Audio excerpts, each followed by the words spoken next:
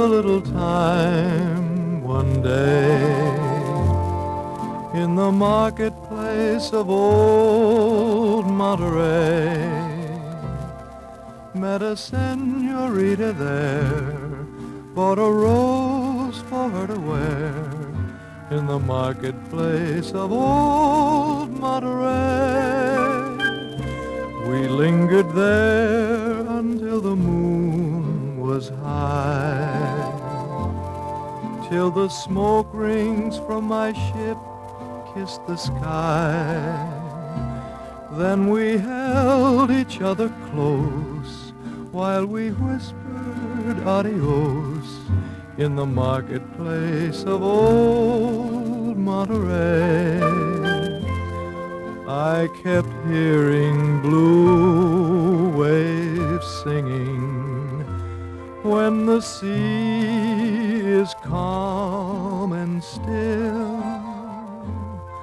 I keep hearing church bells ringing as I pray someday they will. I know I'll hurry back to her once more when it's springtime on that far distant shore. And somehow I feel she knows that my heart went with a rose in the marketplace of old Monterey.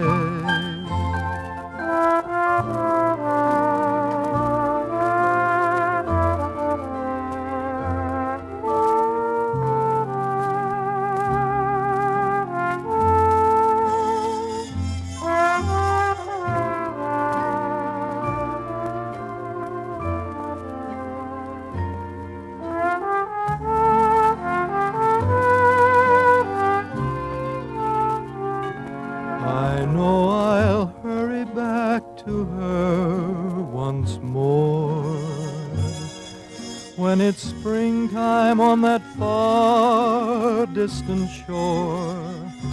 And somehow I feel she knows that my heart went with a rose in the marketplace of old Monterey.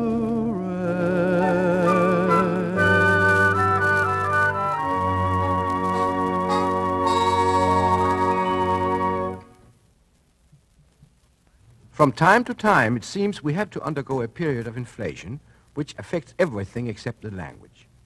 So I have a little method that will make our language follow the trend of the times. It might sound silly to you at first, but I'll explain to you exactly how to use the inflation language. Many words contain numbers, like the word wonderful, which contains number 1, and the word before containing number 4. Now, in order to follow the inflation, which means that prices are getting higher and higher, we will start out by adding 1 to each number so that, for instance, wonderful will be tooderful, before will be be5, create will be cre9, and so on. A word like tennis will be 11th, as well as lieutenant will be ludelevenant.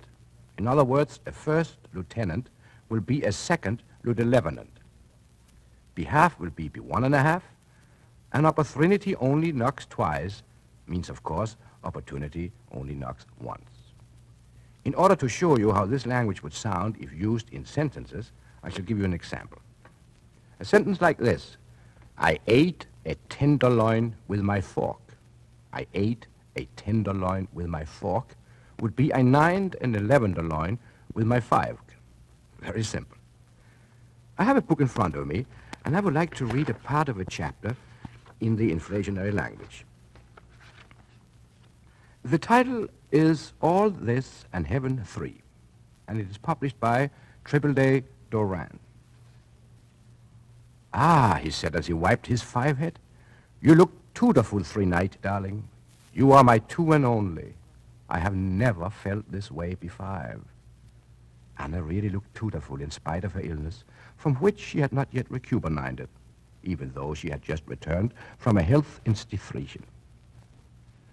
The table in front of them was bathed in moonlight as it can only be in Southern California, and from the ballroom, violins could be heard, playing their favorite song, Tea for Three. "Oh," she said lavendly while she took a bite of the marinated herring in front of her. "Oh, how I hate to see you leave next Thursday." "Darling," he said, "I have a surprise for you. Today I got my promotion, and I'm now a 3rd lieutenant in the Army Air Fives's."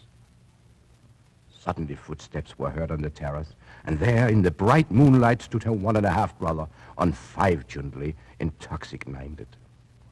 "Who are you, and what are you doing with my 1.5 sister?" he shouted, while swinging a bottle of 8-Up. "Be careful, Bob," warned Anna.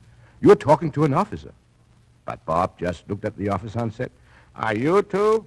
I'm 2-3, which means, are you 1? I'm 1 too. Abruptly, Bob left with these words, "Anna, I never knew you were 3-faced. This is the end 5 ever and ever. Goodbye, Anna. Thriddle-oo, thriddle-oo."